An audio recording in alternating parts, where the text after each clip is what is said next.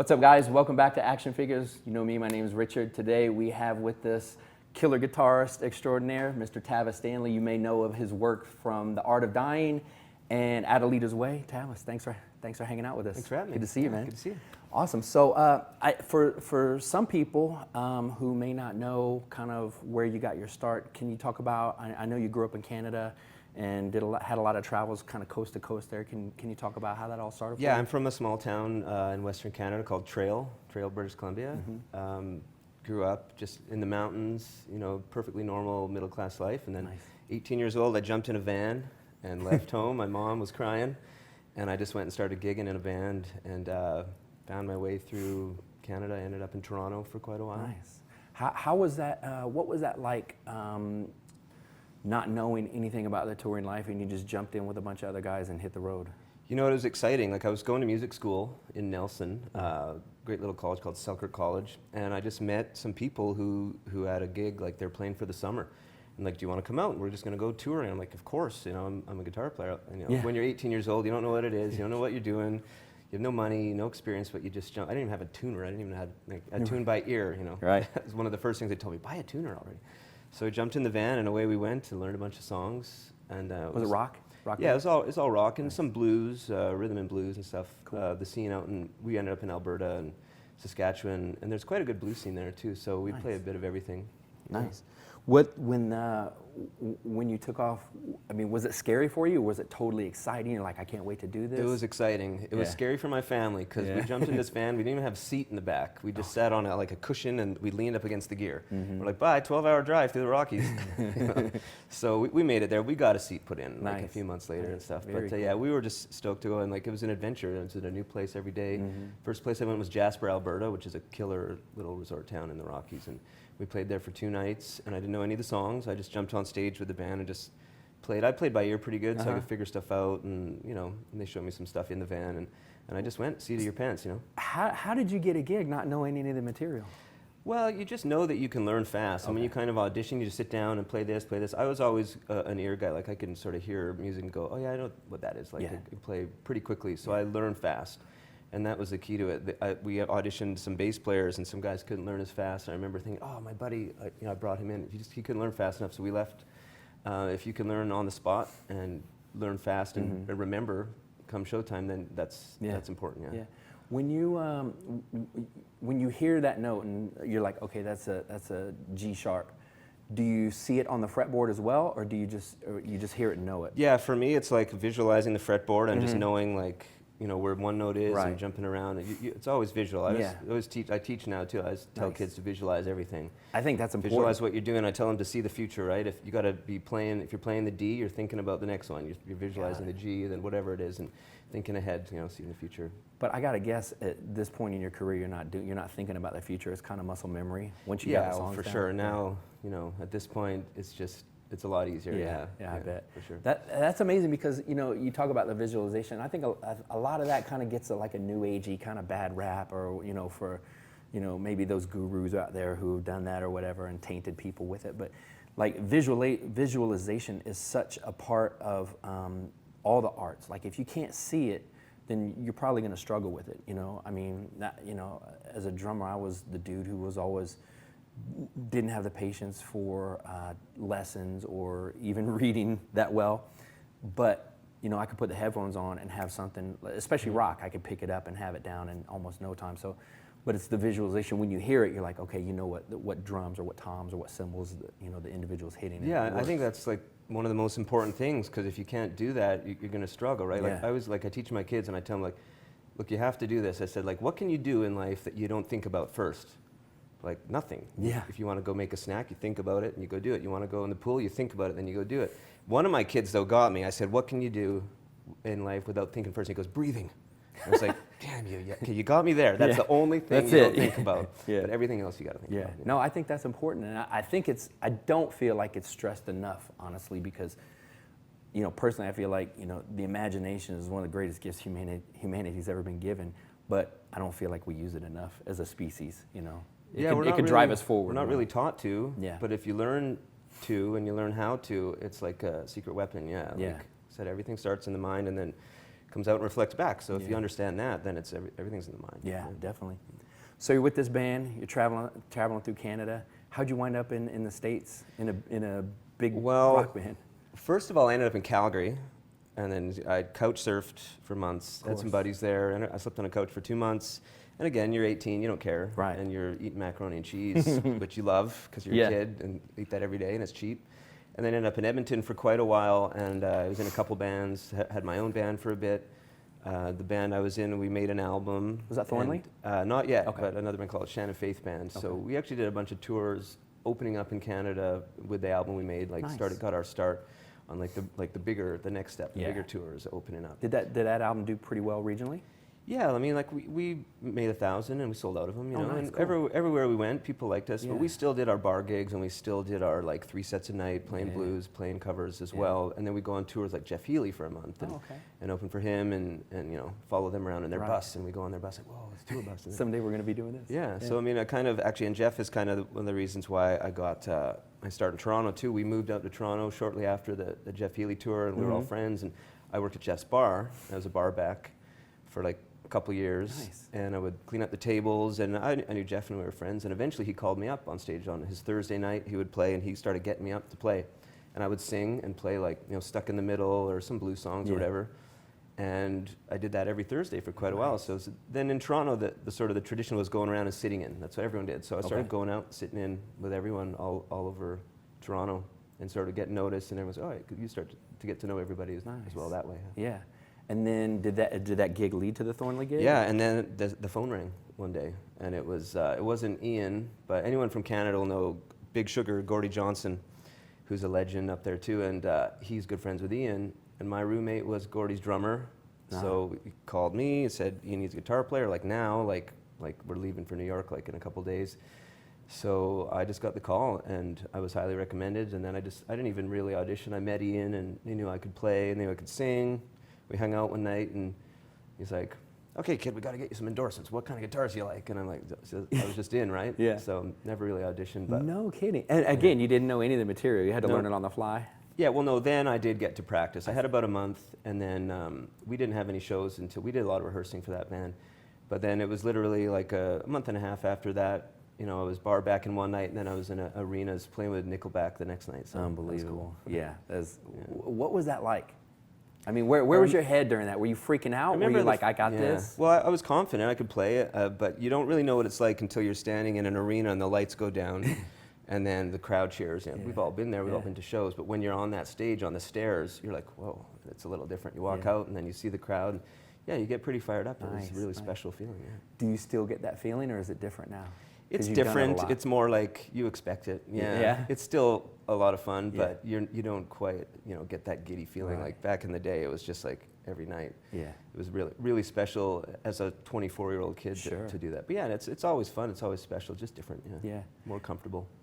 And then after that, because you guys were you on Chad's label at that point? Yeah. And then after that, is that how you met the guys that you're with now? Yeah, so then living in Toronto for 6 years and playing with Ian, I got into a bunch of other bands, started sort of freelancing, started to get to be known as a hired gun, they say, right? And playing all over town. I had my own band as well too, which did weddings and did just, everything, bar mitzvahs even, we did it all. So then I met the Art of Dying guys, through that they just sort of hired me, and Cale, my buddy who was in Thornley as well, we both jumped over and started touring with them, again, as hired guns, and then the band got signed. They're like, well, we want you to come over, we're gonna make a record in LA, Warner Brothers, and we're like, okay. So we kind of jumped out of Thornley, jumped into that full time, and went to LA for a year on and off, and made a big album. Cale's in Saint Sonia also, right? Yep. Now he's doing that with his cousin. Very cool. Adam, yeah, those guys. That's a killer band too. Yeah. The going through all of that, the ritual of being a young kid with stars in your eyes, and then you go, you ascend to where you think, you want to be, and then getting a major label deal and all that. And then when that goes away, how do you deal with that? Like the psychology. I mean, some people just say, I got to just keep pushing on, but what were you thinking? I got to reinvent myself, Well, at the time, I think back, it was 2013, we got dropped from Warner Brothers, and we didn't really see it coming. We had 3 big hit songs at radio. we recouped, you know what they say, Yep. like we made the money back, and we did really well. But then, you know, people come in, new people come into the label, and they just go down their list, they have a meeting, they just start scratching bands off the list, and they keep ones that just happens all the time, and we got scratched right off. Yeah. If someone doesn't like rock and roll as much as the other guy, that's Yep. what happens. So, I don't know, we kind of just thought we'd get another one. We just kept plowing ahead. Like, after that happened, me and Johnny, our singer, we started going to Nashville and meeting people and writing new songs, getting another batch together, and we did. We got signed later that year to 11-7, which, funnily enough, it was through Nikki Sixx. Johnny ended up in a trailer with Nikki Sixx one day talking to him for like an hour at a festival, and then he's part owner of 11-7, right? Got us the deal through That's that. So really we were cool. back on it, and then, of course, that deal fell apart 2 years later again, too. Same exact thing, you know. Same exact thing happened, carbon copy. People sort of left. We had no one who knew who we were, and you just get shuffled out of the mix, right? You get dropped. That's just like insane. that. And so, did you guys do one other? Was it more of like an indie deal, or are you guys Well, completely now, freelance? after 11-7, we're super happy now, because the good news is we got to keep our fan base, and we have a huge Spotify account. Yeah. And now we own our own music. We put out our own music, and we get to actually make money from the Spotify and Apple Music and all that. It goes right to us. So we're super happy now making music. We don't really tour much, but we just stay home and put songs out. Like every 6 weeks I put a new song out, and I do most of the producing now. So Killer, nice. And you have the studios at your place? Yeah, just home Nice. studio. You know, I think, I'm glad you kind of brought that up, because a lot of people, I think, on the outside looking in, they think it's all gold and glitz and all of these amazing things, and then they don't consider the larger part of the downside that comes along with that. You know, I got to go back and we're starting over. But I think now the way that the industry is, and I want to get your opinion on this, the way that the industry is now, I think if you want to be a big pop star and, you know, maybe try to go for the whole Diamond Award or whatever, then you maybe going through a label is the way to go. But I don't think as a band, I mean, you kind of don't need that. Would you agree? I mean, well, you can, but it's still tough. Like, people don't know that, like, every band that gets signed, like 95% of them just don't make it. Even though you're signed, you still have like a 1 in 20 shot you got to hit, you know, to be Shinedown or Five Finger Death Punch. Maybe 1 in 30. Who knows that? People say they want to get a record deal now, and I can just tell them, like, no, don't. Like, find a way to get a fan base and own your own music, because it's all about keeping your streaming now. And like bands like Shinedown that signed a deal, say 20 years ago, they'll probably have 0% of their streaming right now, and it's because streaming wasn't even considered back then. They just had nothing, so the labels make so much money from streaming from them, and they get nothing. Like, a lot of bands want to get out of their deals now so they can do it themselves, and it's so big, you know, when you're talking about millions of streams. I guess going through it, it was probably nerve-wracking, but in hindsight, are you glad that it kind of landed like that for you? Yeah, because, you know, we're really happy now. We all, like, have kids now. We live in different parts of the continent, and like I said, making music just remotely and getting to produce at home is really fun, and just putting it out. And, you know, we're going to do a festival next month. We're flying out to Lewiston, Idaho to play a little show here and there. We might do the odd show, but there's no, like, hurry up, we got to get a tour. Oh, we got to do this. Like, it used to be like, oh, it's been like 6 months. We got to get on this tour, and then go spend all our money. It's like, no, now I just want to stay home and be smart with it. You know, we spent 10 years just spending all our money and going into debt when it, you know, it got us where we are now, but I wouldn't do it now. I would just do it the way we're doing it now. Yeah. I think I saw a thing like, is it your upcoming set of shows first time out in 5 years? Was that right? Yeah, well, it's just the one show, but yeah, we haven't played since we did a tour with Skillet in like 2017. Again, that was awesome, but it cost us 12 grand, you know. So I mean, those kind of things are great, but if you're not pedal to the metal and you're young and you're hungry, like, it doesn't make sense for us to go spend money on a tour now. I'd rather just produce more music and make it, absolutely. I don't blame you. It's funny too, because I think a lot of people think, oh, if I get on a label, they're gonna work and get me on a tour. But I remember even when I was in bands and doing the whole dancing with the major label thing, a lot of times you had to pay to get on a certain tour. Sometimes, So you're paying to go out there and play, and you know I mean, if you're a baby band, you're not going to make it up in merch or anything, so you're kind of just always in the hole perpetually. And that's a frustrating spot to be. We had so much credit card debt for years and years, and finally I got us out of debt like 2 years ago now, so we're kind of rolling good. And that's, I said, if you can survive and get there, it's like good, but you're like the 5% of bands that can do it, right? And then if you get in, like Adelita's Way is a band that's done really well because they broke through with the headlining stuff, you know, and making their own fan base and growing that. And now, like, I go out with them in a few weeks, and you know, we sell tickets and get 300 to 500 people everywhere you go. Yeah. But it wasn't like that when I started. Still had to spend money and take a lot of losses and probably show up. You show up. There's 50 people sometimes, and then you still have to grow that. So Yeah. they were smart and did that like 8 years ago. When Nice. the timing was right. Yeah. No, I think it seems tough in the moment, but the rewards pay dividends well into the future if you can pull it off, for sure. I read that you were a big Led Zeppelin fan. Yeah, that's my number one. Yeah, for sure. Probably I'd say mine biggest too. influence, yeah. Me too. What other bands were you into when you was growing up? All that stuff. My dad had still has a great record collection. So there's the Beatles and the Doors and Zeppelin and Dire Straits. All the classic stuff. And then of course I like Metallica and Guns N' Roses and all the 80s metal. And, and then grunge music. That was huge. STP. Yeah. That was one of my favorite. Nice. Pearl Jam. That kind of stuff. Nirvana. What were you? Yeah, you were playing back then. What did you think when a band like Nirvana kind of made their way in and they changed the game? And a lot of people were. Cool. Yeah, I did too. A lot of people were bitter about it, but I mean. Yeah, I was only like 13 when all that started, so we were still just fresh, and I still like both. I liked my 80s whatever, and then I liked my new 90s music. It didn't really matter at the time, but we loved it. We started wearing big baggy pants and plaid shirts and. I remember those days. Shopping at the Salvation Army, it's cool. It's crazy to me because I remember when all of that kind of happened, Nirvana didn't really grow on me as fast as some of the other bands from that region did. But now, like, as I've gotten older and learned to appreciate them, they've really had more of an impact on me later on in life than probably they did when they were around and together and all that. So it's funny to see how bands like that can, I guess, age well over time.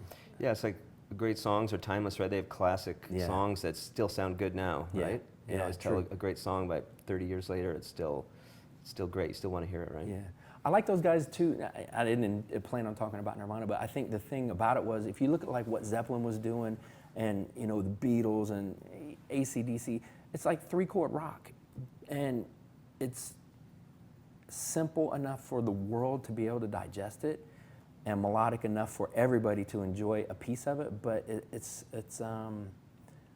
I guess it's more just universal is what I'm trying to say. It doesn't have this, I love prog bands, and I love to hear a guy just get on and play a million notes a second or whatever, but those bands are what I gravitate towards more easily because it's so simple and so easy for me. I don't have to think about it. It's just people just want to bang their head to a beat with a nice lyric, right? Yeah, that's funny. I wanted to tell you before we jumped on camera. I didn't get a chance to, but I saw a show of yours. It was before the pandemic, way back. But you guys were playing, and one of the things that I noticed about your guys' band was that everybody on the stage was.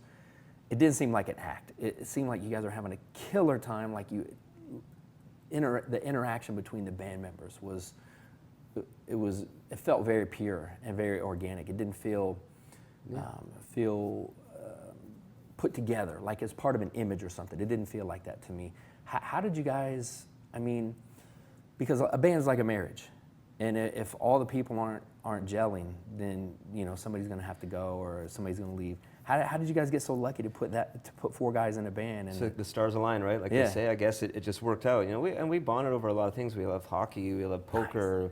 Nice. We like to just after the show play a game of poker and drink beer together, and we would just be hanging out constantly. We always just had a good time. We were known for being a fun band, just on and off stage. Just love to have a good time, and we brought that to the stage and we brought it to the after party. Yeah, always. I think.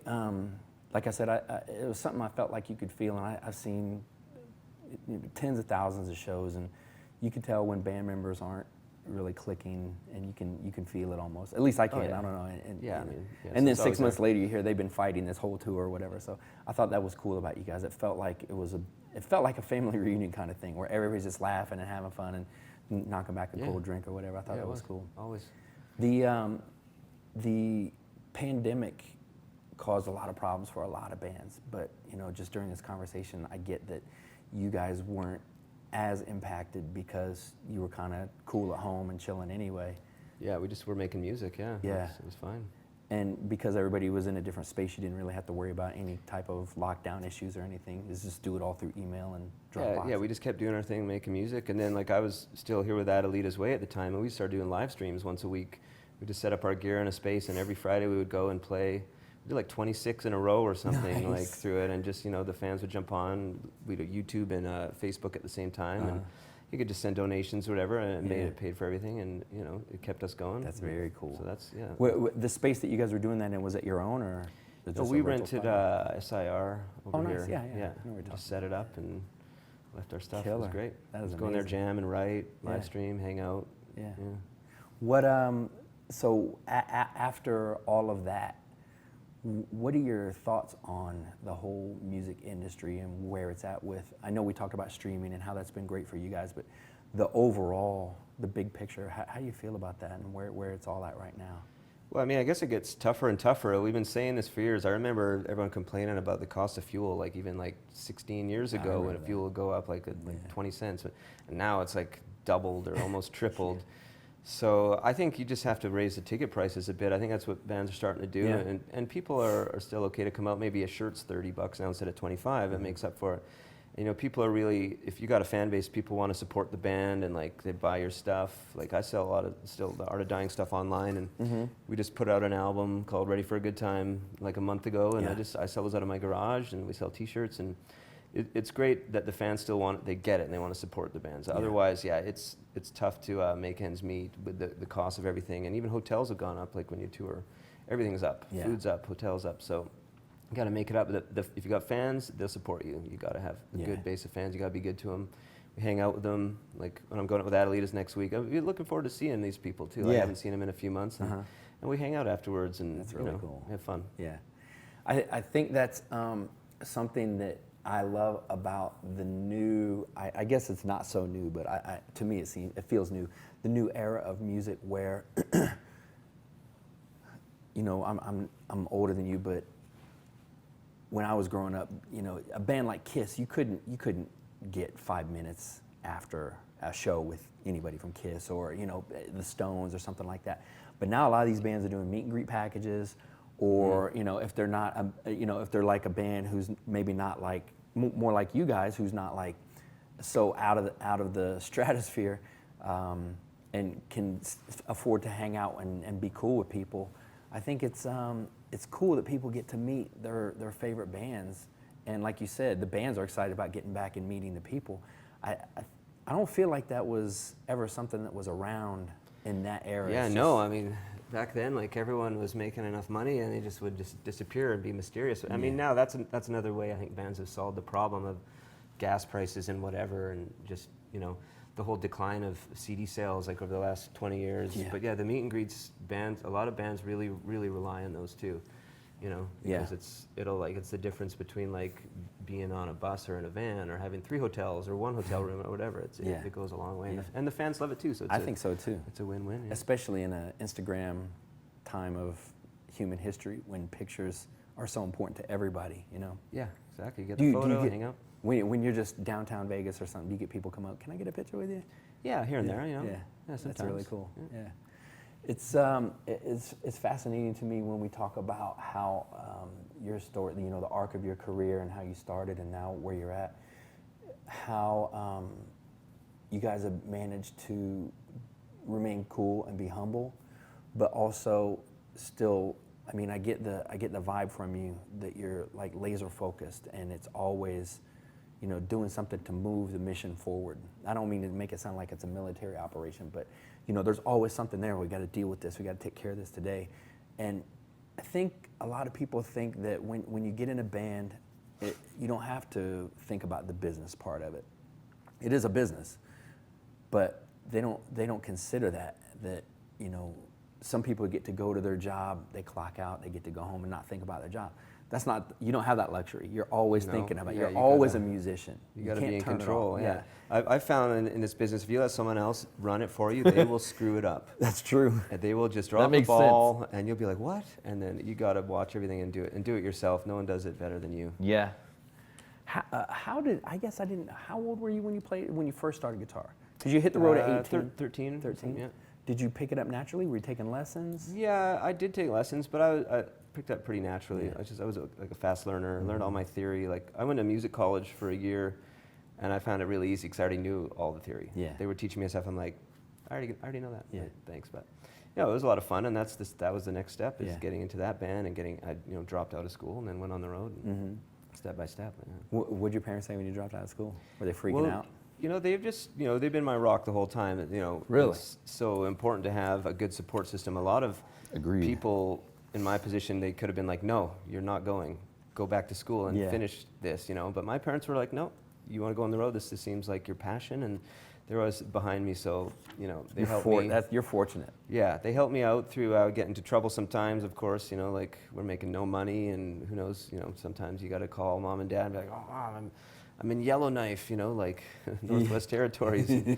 We're staying in this band house, so they'd send you $100 and help you out so much. So yeah, I was very fortunate. I have great parents. What, do you remember, did your dad give you any advice when you left the house? Was he like, He probably did. I wish I had a better memory. I can't remember. Yeah. I just sort of remember that night I just remember a lot of tears and jumping in the van. I wasn't crying. I was just like, I'm going. I'm in a band, Right. But it was just, I just knew that what I was meant to do, right? Yeah. I've always had that laser focus of just knowing that I'm a musician and do anything and all things music. And that's, again, talking about the mindset again and how things happen. And you have to have that super focused mindset of, it's like they tell you can do anything you want when you're a kid, right? If you dream it, it's really true. But you have to really mean it. If you don't, you might not make it. So, I don't want to assume here, but you seem like you kind of live in your head a lot. Do you feel that way? Yeah. I do too. Yeah. Maybe it's a musician thing, I don't know, but I'm always in my head, almost to a point where I'm just like, you got to find a way to turn off. But how do you, when you're going through, maybe things aren't so rock star for you at the moment, how do you feel, how do you deal with like the discouragement? How do you fight that off and say, no, I'm not going that direction, I go this way? Are you a meditator? Are you? Well, yeah, I do, not so much meditating, but we talk about visualization, which I learned is kind of like, it's a combination of meditation and prayer together. It's like combining both sides of the brain into the center, right? And saying, this is what you want to do. So I do a lot of mental work that way, and I do a lot of releasing stuff. You have to forgive stuff, and you have to get rid of stuff there's a lot of stuff stuck in here that you don't want. So you have to work on that too, make way and to bring good stuff back in, replace it with good solid mindsets. I do work on that a lot. I think that's awesome to hear you say, because I don't know if a lot of people maybe go through that, the discipline, like training. If you want to be a bodybuilder, you got to hit the weights. If you want to do something else, most of everything else involves your mind. And I feel like a lot of people kind of poo-poo on that and say, oh, it's nobody wants to do mental work. It's hard, right? It's mentally hard. And I know you have to focus, and but there's techniques you can do and things you can practice. Of course, you get better. Just like you said, like going to the gym, you get better at it. And you get stronger. Yeah. So you got a kid now? Yeah. A son, right? Yeah. Haylen. Awesome. Yeah. Were you terrified? Kinda. There's moments when my wife was pregnant, and then going up to the pregnancy, you kind of just. But then as soon as he's there, you're just filled with love, and it's just every day seeing him is just, he can really take your problems away in a hurry too, just by picking him up. So it's the best thing ever. Yeah. That is awesome. I think, going back to the kind of outside looking in, musicians are either only making money when they're doing shows, or if they're if they've been fortunate enough to sell or have a lot of streams, they've got an income coming in. But if you're not in one of those two camps, and you have a kid, you don't know where your next paycheck's coming from. So that was the kind of the impetus for my question. When we talk about fear, how do you push that out of your head? Is that going back to that mental work you were talking about, saying I just got to power through this? I've always taught lessons too. I teach on Skype, so I have people for the last 10 years all over the place, and I've always had that as well. So I have a bunch of different ways to make money, and so that was always the thing that I would fall back on, is the lessons, which really help. But yeah, there's times where you're like, oh, I feel like I'm not going to make it this month. But you know what? When you do your work, and there's a lot of faith too, put some faith in God and just realize that you're going to make it through. I don't know how many times me and my wife have just made it somehow over the years where we thought we weren't gonna, but we just did. And we talk about it all the time. I keep reminding her, don't worry, if there's one of those feelings comes in again, we've always been taken care of, because we're grateful. And I think it's that feeling and thinking about gratitude is really what provides for you. it's like when you're a parent and your kid's grateful, what do you want to do? You give them more, right? Yeah. So I feel that way about God. Like if you're grateful Nice. to the universe, you know, you're okay. It takes I love care of that. you. Yeah. Gratitude's huge. I think gratitude is an underestimated tool in the human arsenal altogether. You should teach it in school. Excuse me. Yeah, exactly. Yeah, because should. you know, we talked about God, and everybody has their own version of God, and I'm not here to say whether that's right or wrong. But the thing is, whether or not you believe in God, I think if you can go through life with some semblance of gratitude, there's a strong likelihood you're going to get what you want, because gratitude is just that type of tool that allows you to move forward. I can't explain it, but it's just universal law, right? It just works, right? Yeah, It's like, again, if you're the kid who's like, I want more, why didn't I get this? What does the parent do? Throws them in a room, close the door, probably, right? Yeah. You get nothing. Yeah. So I think I don't want to be callous, but I think I have a lot of friends who are Canadian or who grew up in Canada and are living in the States, or I have some friends in Puerto Rico, a couple. I have a friend in the Virgin Islands. It's like Canadian. Maybe you can help me with this. It seems like Canadians have this innate chill about them, where, like, I have a buddy who lives in Puerto Vallarta. He's a software writer. I've never seen the dude stress. And you know, he told me recently that a piece of software that he made that he doesn't even really care about anymore. He feels like it kind of ran its life cycle through. He's made the number it's a big number. And I was my chin was on the table. We were at this bar, and I was like, "Are you serious? You made that much money from this?" But for some reason, I feel like maybe it's growing up in Canada, the media that you guys get access to, or I don't know what it is, but you guys have this ability to make money in a way that is very, you guys make it seem like it's very casual and chill, but you guys always have this thing about you that I can, like, if you meet somebody, I'm like, that guy's probably from Canada, because it's a vibe I get. I mean, does that make sense? I know it sounds crazy, like I'm stereotyping. No, it makes sense, and everyone, it is kind of a stereotype. It is true, and you know what? I don't know what it is, but we just have an energy up there. I don't know if it's because we have the seasons and we change and adapt with the snow and all the time. We're just used to, I guess it's adaptation. You know, we're always, you know, moving and doing something. You know, in the summer you go to the lake, and then in the winter you go to the ski hill. There's just a lot going on. But yeah, we definitely are known for being chill and friendly and nice. And our beer's stronger, so maybe like everyone's a little more buzzed. I miss Canada. It's just crazy to me. And you know, we talk about living in our heads. I was while you were talking, I was, you know, doing all these mental processes, and I was thinking about all the people that I know, and you know, that was the reason for the question. But it's fascinating to me, the mindset that comes out of there. And then you live in a place that's minus 30 every winter. You know, I don't know how you guys do it. It's we just go play hockey and go skiing and it's just whatever. And drink good beer. Yeah. What do you think is going to be? Is there anything after music for you? Like, do you ever see yourself not doing this? Are you gonna? No. Not really. Yeah. It's always I'll just keep doing it until I'm 100. I don't know. Yeah. Are you doing production for other bands? Yeah, I'm doing the Art of Dying stuff, and I'm producing some other artists on the side. I'm always, you know, looking to do whatever. I mean, people could hit me up, and like producing remotely now is so easy. Yeah. Like, I just have this one artist I'm working with just sends me a vocal track, you know, and then I just go and put all around it and make a song. So yeah. And is there like a site people can go to and check it out? Or yeah, I'm easy to find, just like Facebook and Instagram, Twitter. I'm easy to find. The usual suspects. Yeah, that's just how I do my stuff. Yeah. What do you think the importance of, you know, talking about production, just like in being in a band situation, if your production grows, what's the importance of team for you? Of team? Yeah. Like, how important is it to have a quality team around you? Well, I mean, it's a lot easier. Like, for instance, like with Art of Dying, like my singer Johnny, like, we sort of balance each other out because he's a great lyricist, great at melody and singing, right? Yeah. He comes up with lyrics, and it's just like, wow, how'd you come up with that? It's just so good. And then, you know, I'm doing the producing and the music and the riffs and the stuff, so we sort of, you know, balance each other. He has the strengths, and, you know, if he needs someone to make the sounds underneath him, that's what I do. So you got to have a team. Otherwise, like, I don't think I can make the same kind of music without him. Obviously, I don't write great lyrics. I don't think. I struggle with that. So you sing well, though. Thank you. Yeah. We both sing. We've been harmonizing together forever. So it's just about finding someone that compliments you, and yeah, it's just like you gotta have a stacked team to win the Super Bowl, right? You gotta have a team. Yeah. You gotta have the right people. What is it like when you have somebody come in and you think, I've been in this situation in music and in business.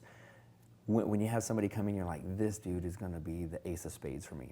We're going to kill with this guy. And then it turns out it's a total flop or whatever. How do you deal with that situation? Because the band dynamic is very, it was a business, you're just like, I got to fire you. Yeah, same way. I've had to fire people before many times. Yeah.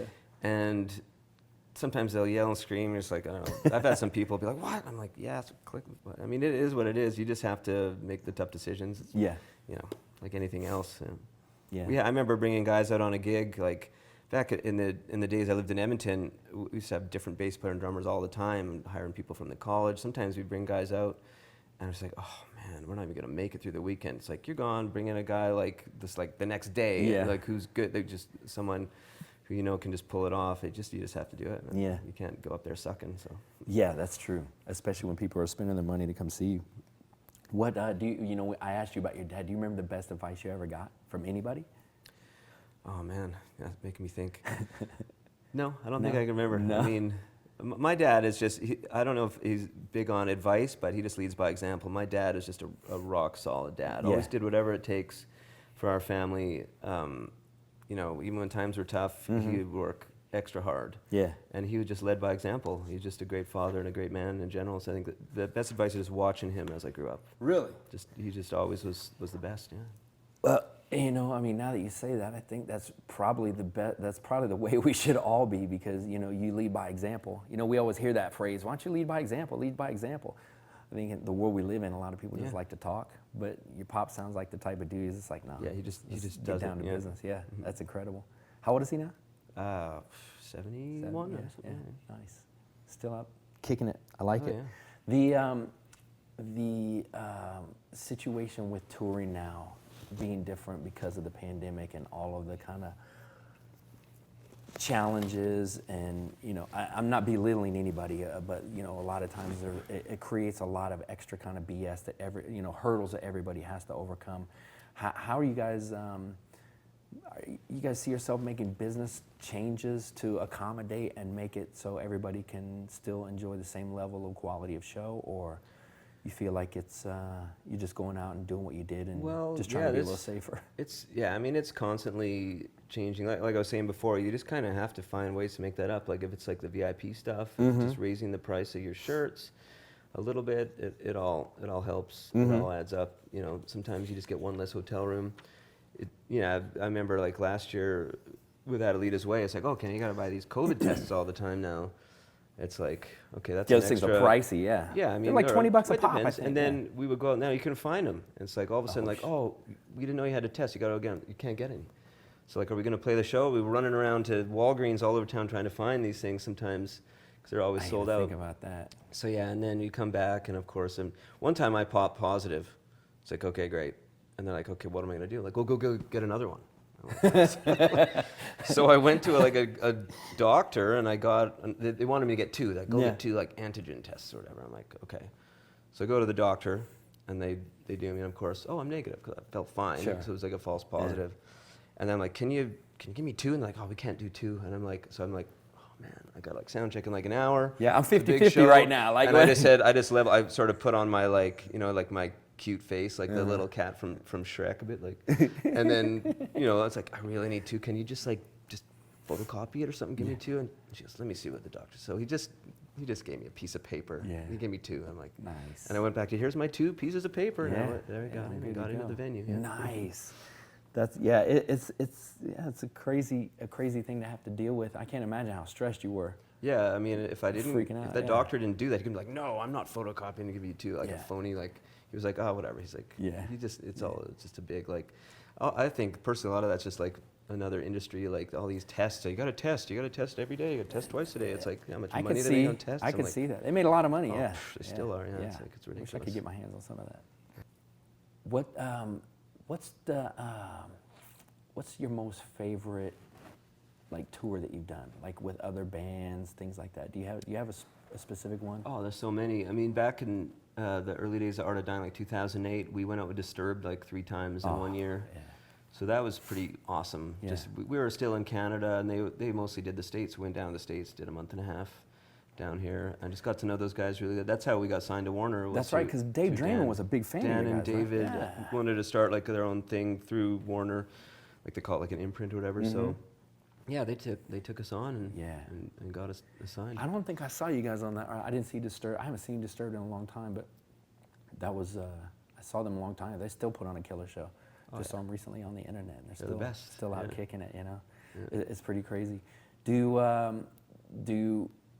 You know, you mentioned being the hired gun and all that, and I'm just being a fanboy right now. I'm just firing off a bunch of questions that Sure. make me think Shoot about away. people. But like, if you got a dream gig, no, let me throw you a curveball.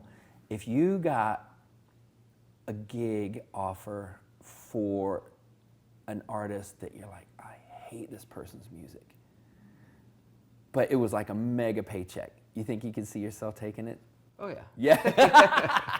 Oh, of course, yeah. Yeah, I think most people would, but you know, I always wonder about that. Still playing music. You Yeah, know, I'm yeah, not working yeah. at a coal mine or It's better than what anything, you, like, right? That's pretty true. You could be driving a Zamboni, right? that'd be fun. You think it'd be Yeah. fun? Oh, sure, why not? I'm a warm weather dude. I don't think I could take it. Well, you just put on a toque and some mitts. and Yeah, just go I out could there, do never that. hurt. All right, you sold me. Yeah, I'm gonna call the Knights up, see if I can get a side gig. Yeah, that'd be cool. That would be cool. No, I always think about that because, you know, when I was in a band and playing and traveling and doing all this stuff that, you know, you think is the coolest part of life that you could be living, I realized how hard it was. Like what you say, living in a van, and you know, you got a bunch of other stinky guys, and it can be challenging sometimes.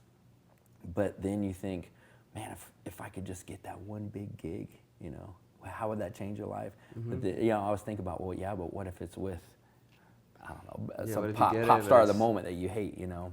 Yeah, I It's mean, you probably still find a way to, you know, just look at your bank account every night and say, okay, I'm fine. You know, just go out there and play whatever the music I'm is. gonna do this so, for yeah. 2 more years and I'm out. Yeah, I mean. It's the it drug would be dealer. I'm all just gonna right. make $2 million. I'm getting You're out of the still game. not like at a desk for 10 hours a day like some people who Yeah. hate their job. So Yeah. you just. You know, I do didn't it. consider it, bro, but I think you're right. Now that I think about it and use a little bit of my pea brain, because I met Nuno Betancourt, and when I saw Rihanna here in Vegas, and I went at the time, and I thought, this is gonna suck. I don't hate Rihanna. I'm not the dude that says I got to get in the car and listen to Rihanna on the way home or whatever. Yeah, you know. neither. Yeah, but that Nuno. show, yeah, Nuno, Put yeah. him on all day long. Yeah. Well, that show was remarkably technical from a musician's perspective, and very rock leaning, which I was totally surprised by. But then I met Nuno. I don't know, it was just like at the Palms or something, some random spot off the strip or whatever. And I asked him about that. I was like, man, what's it like? You know, because you know you're basically worshipped by guitar players all over the world, and you're playing chords in Rihanna's band. He was like, that was one of the most fun times of my life. And I was a music director, so that made sense when he said that, because he said, you know, when he said he was the music director, that explained why the show was more rock leaning. You know, he had Yeah. multiple He solos. got to arrange that stuff Yeah. and be creative still. And she was flexible enough to allow him to do it, you know. And it sounds like fun to he me. wasn't part of his, you know, he wasn't a part of her typical demographic, you know. She's programmed beats, you know, for albums and stuff. Yeah, he was really, he said it was a great time. So, you know, I guess that last question, we'll edit that out. No, I wanted to get your thoughts on a couple of things about like traveling. As you get older, and now, you know, you got a wife, now you got a kid, you get older and tours come up, and as we start to see things start opening up in the economy, do you find yourself needing more? Do you say, I need to lean a little more in the luxury direction, I need a hotel room? Or, you know, I mean, I know fly-in dates are big for a lot of bands. You just do weekend shows and then you're in and out, and you know, you take a guitar and a case and that's about it.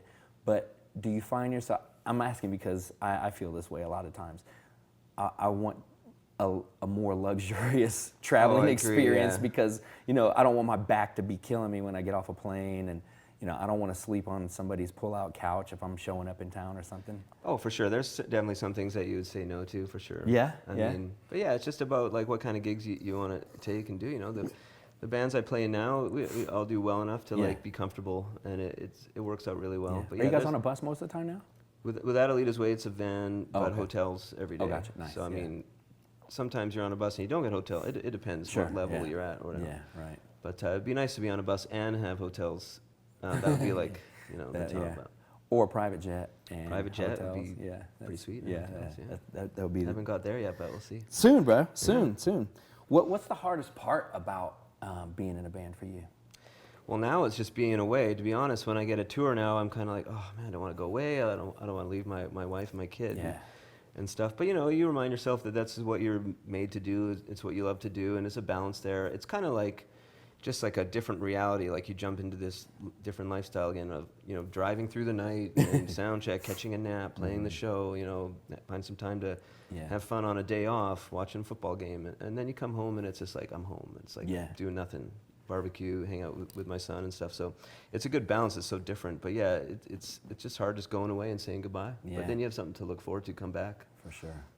What about keeping your body healthy? Because I'm going through this thing where I'm getting older, and like I'll wake up and something will hurt. I'm like, that didn't hurt yesterday.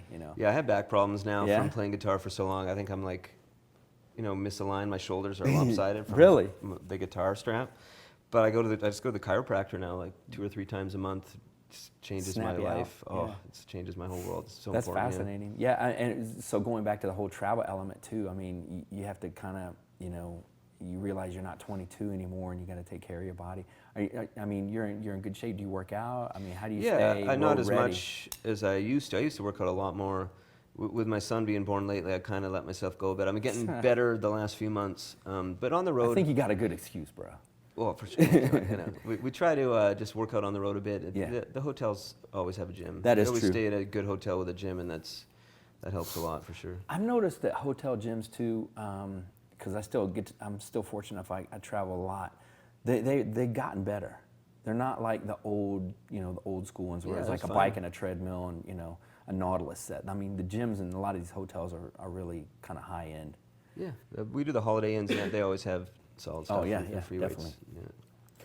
Can before we go, I want to, we talked a little bit about some things like regarding the psychology of what you do and how you're maintaining and keeping it so you guys can, I feel like you're a leader in the band. I mean, I could be misreading that, but how do you ward off some of the, I guess, the trappings, because both you and I both know a lot of people who are, maybe their ego's a little bit, you meet people who experienced a certain level of fame and they start to get a little maybe over the edge. How do you fight off all of that stuff and keep it at bay and you're like, I'm still Tavis Stanley from BC? I'm not really sure. I guess it just kind of comes naturally. You just have to like do your thing and just be who you are. Like I've never stopped being a big kid. Like when we tour, like Me we just either. like to have fun, Yeah. So like as long as you're having fun, like I said, and like living in gratitude and sort of like letting go of like negativity, you have to take some time to work on your mind. Yeah. And I do. I think that's so important. It's what I try to teach some of my kids that I teach lessons to now. Is just like being mindful, and just think before you act, and just Yeah. being mindful, but also just releasing that stuff that'll bring you down. And then, like I said before, just sort of putting in positivity, like affirmations, and just there's all kinds of stuff that I do mentally, but it really is important. Otherwise, you can go down some dark paths Yeah. if you're not mindful of Yeah. where you're headed. You got to see ahead a little bit. Yeah. Predict the future a bit and Yeah. make the right choice. Yeah, I agree. Before we go, I've been doing this on my interviews, and everybody after we interview, they're like, I like that last part where you did. You should do that more. So I don't know if the viewers can let me know in the comments if this is going to be something they want to keep seeing. But can I fire off a couple of lightning round questions for you? All right, shoot away. All right. So, acoustic or full electric shows? Full electric shows. Full electric. Yeah. Mornings or late nights? Oh, late nights. Yeah. Not a morning person. I'm not either. I'm the same way. Even though I woke up at 4:30 today because I'm still on East Coast time, so I'm a little. I was up at 5 with the baby too. I went back to bed for an hour. Yeah. How many kids you want? Just one. We got one. That's it? And we're good. Yeah. Done? Yeah. Putting it away? Putting it in the holster? Yeah. Yeah. Snip. Rock or hip hop? Rock. Rock. Pizza or ice cream? Pizza. Pizza, mine too. I love ice cream though. Yeah, sure. Pizza. Best crowds in the world for you? Oh, that's tough. I mean, it's just everywhere. Yeah. I don't know. I think you get what you give. So if you're good, the crowds are good everywhere you go. Yeah. I don't know. Like the other night, I was playing downtown with Zoe Bowie, and the crowd was crazy. It's like Saturday night. Yeah. No, Was that on Fremont? Yeah, I downtown. saw that video. It looked And outrageous. it was just, all of a sudden, it just looked like Download Fest out there, and people everywhere, and like it's just it just happens anytime, That's funny. Texting or talking? Talking. Yeah. Yeah. That's the way that God wanted us to do it, I think, originally. I think so too. Instead of this, Yeah. We've been texting a lot though. So. Yeah, but texting's fine. But nothing like talking though. Favorite time of the year? Because you come from a 4-season place, so. Well, down here it's like May and October. Yeah. Because the weather's it's in the perfect. mid-80s, so yeah. It's perfect. Yeah.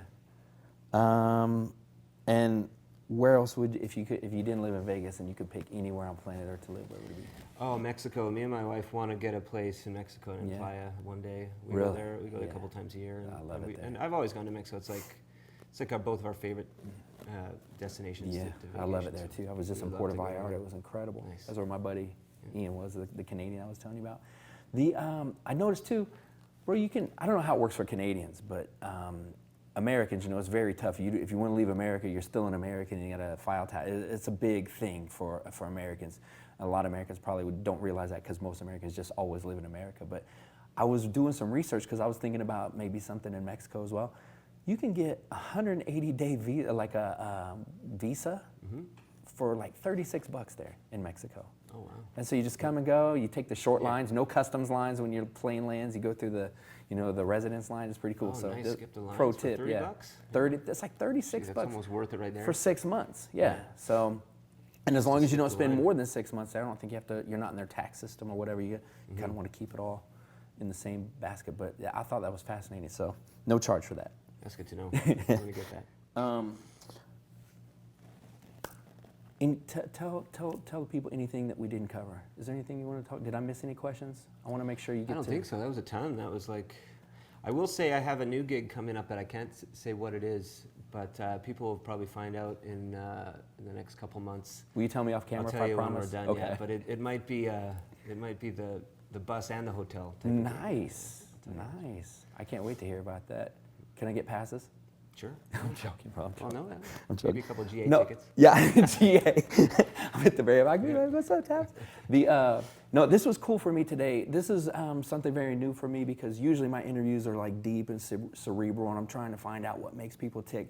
But I've casually followed your career, and I've liked what both your bands have done. I got them on playlists, my workout playlists and stuff. Get Through This is, we talked about, how do you find that? I think the lyrics to that song are kind of along the lines of what we were talking about, but I think this was very cool for me because I'm kind of just being a fanboy with you today. So thanks for taking time and sitting down with me and coming by, and I can't wait to see what you got going next. And certainly I'm super pumped for all the tours that are coming up for you later this year, man. So it's going to be good. Thank you for coming. Thank you, brother. Yeah. Guys, I say it every show. Christian's looking at me like, what do you? I say it every show, man. Go out, find something that makes your gears turn, whatever it does to hit all the check boxes for you. But listen to the people who have been there and done it and try to get something from this. And just keep watching. We're going to be bringing more like this to you. And it'll probably be a lot more casual. So I'm kind of digging this whole vibe. So this is a new me for this one today, but we're having fun. But thanks for watching. Until we meet again, be good to yourselves, be good to each other. We'll see you next time. Thanks for watching, guys.